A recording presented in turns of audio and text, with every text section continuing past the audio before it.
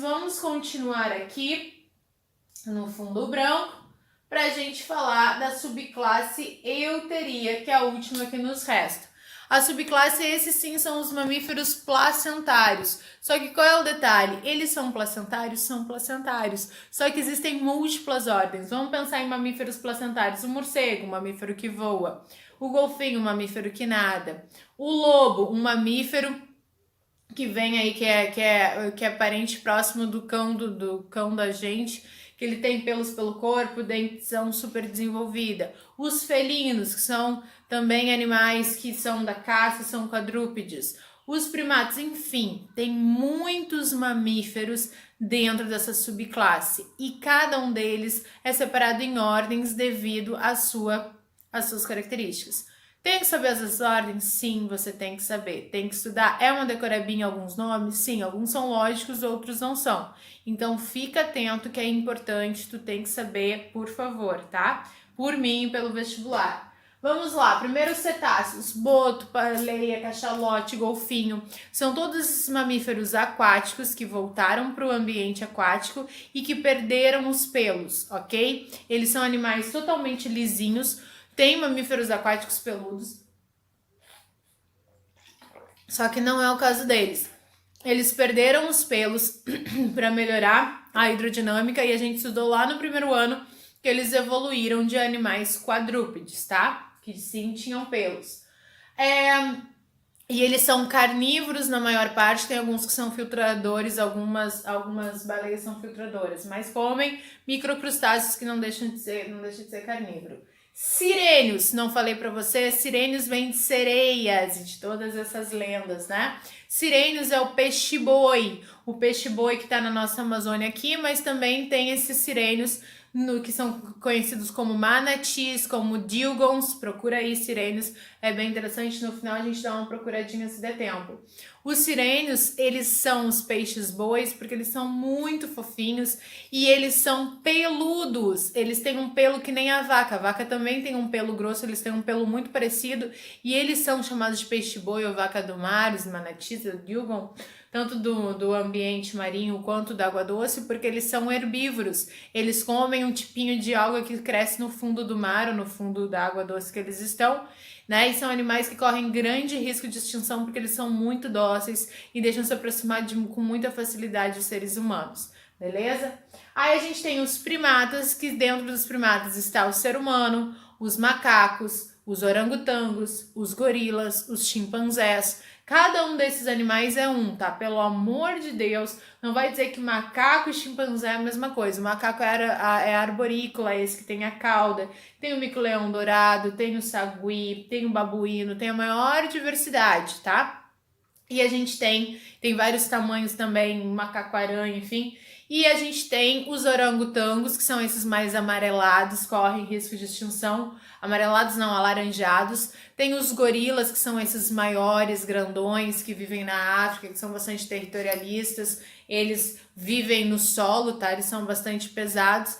E a gente tem os chimpanzés, que infelizmente são esses que normalmente as pessoas humanizam bastante, né? Antigamente se tinha bastante chimpanzés em circos, aí se veste os chimpanzés de pessoas, etc e tal, ok? Mas são 4 tipos básicos e tem uma diversidade aí dentro deles. E o ser humano faz parte, lembrando que nós não viemos desses nossos primos, né? Desses animais. Os nossos antepassados são os mesmos, mas não que a gente tenha sido um deles na evolução. Roedores, rato, capivara, cotia. Qual é a característica dos primatas? A característica é esse tamanho cerebral bastante grande em relação ao corpo. Os roedores, qual é a característica? Eles têm o crescimento dentário durante toda a vida. Por isso que eles têm o hábito de roer para triturar, fazer atrito dos dentes com coisas mais duras para que eles possam sendo raspados, né? E não ter um crescimento exacerbado. Maior roedor que a gente tem nativo, maior roedor que existe e é nativo aqui é a capivara. Carnívoros. Dentro dos carnívoros a gente tem os canídeos, os felinídeos, os urcídeos, né? Por exemplo, o cão, o gato, o tigre, a onça, o leão, a foca. Todos eles têm essa dentição formada para caça, para o rasgar das presas, tanto os felinos, os caninos, os ursinos, né? Eles estão aqui dentro dos carnívoros. Quirópteros, os morcegos, os únicos mamíferos que voam, ok? Então, os quirópteros estão aí, os morcegos, a gente tem a falsa ideia de que todo morcego é hematófago e que ele vai precisar se alimentar do sangue de animais ou pessoas, mas a maior parte deles será polinizador, eles se alimentam de néctar de flores de odor muito forte, normalmente não são agradáveis, né, nós seres humanos, e flores que costumam abrir durante a noite. Eles têm uma visão bastante reduzida e eles acabam se movimentando através de sonares. Eles emitem sonares, dependendo desse som onde ele bate, ele percebe que tem ali um bloqueio, né? Tem um obstáculo e ele vai por outro lugar. Então é muito interessante isso, e ele criou membranas entre o que seria os ossos, no nosso caso das mãos, né? E por isso ele consegue voar. Aí tem os insetívoras, que é o caso da topeira e dos mussaronhos. Depois eu vou mostrar aqui imagens da topeiras e mussaronhos. Os edentados, aqueles que não têm dentes, como o tatu, a preguiça e o tamanduá. Preguiça e tamanduá, dois animais característicos também da fauna brasileira que também correm risco de extinção. Eles são edentados, mas eles possuem um bico muito longo, principalmente no caso do tamanduá, com uma língua fininha, e essa língua tem um tipo de cola, então ele vai, enfia essa língua em formigueiros, cupinzeiros e se alimenta. Os lagomorfos, que são os coelhos e as lebres, ok? Coelhos costumam ser mais domesticados, lebres um pouquinho mais selvagens. Em alguns lugares eles acabam sempre, coelhos e lebres costumam ser ali uma presa de muitos animais, mas em algumas regiões, por exemplo, na Espanha, lá uma vez eu fui visitar e eles estavam virando pragas, porque eles entram nas plantações e eles comem muito, né? E se reproduzem rápido demais. E esses dois aqui, gente, vou até pular, tem os proboscídeos.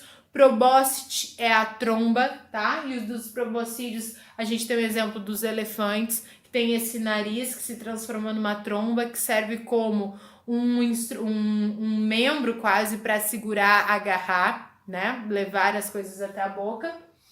E aí a gente tem esses dois nomes que são feios, mas não são difíceis. É o Artiodactylus e os Perissodactylus. Socorro, Analia, tu por isso tu vai estudar, e isso vai ficar de boa. O que é o Artiodáctilo e o Perissodáctilo? Vamos pensar o seguinte, uma coisa básica dessa vida. Quando a gente vai querer ter sorte, antigamente se fazia isso, a gente vai lá e pega uma ferradura de cavalo. Ferradura a gente faz, os cavalos que vivem aí em contato com o ser humano, eles têm um casco que é tipo uma unha um pouco mais grossa, e para não entrar em atrito com o asfalto, com o chão e tal, se coloca uma ferradura para não machucar a pata, né? E aí, por exemplo, uma ferradura, a pata de um cavalo tem esse formato aqui, não tem? Muito bem. E como é que é a pata de uma vaca? Vocês já repararam a pata de uma vaca? A pata de uma vaca é assim, ó, uma bundinha. Então tem o casco fendido e o casco inteiro. Os artiodáctilos são esses todos os animais que são quadrúpedes, mas que tem o casco fendido, e os perissodáctilos é que tem o casco inteiro, tá? Aqui é articulado e aqui é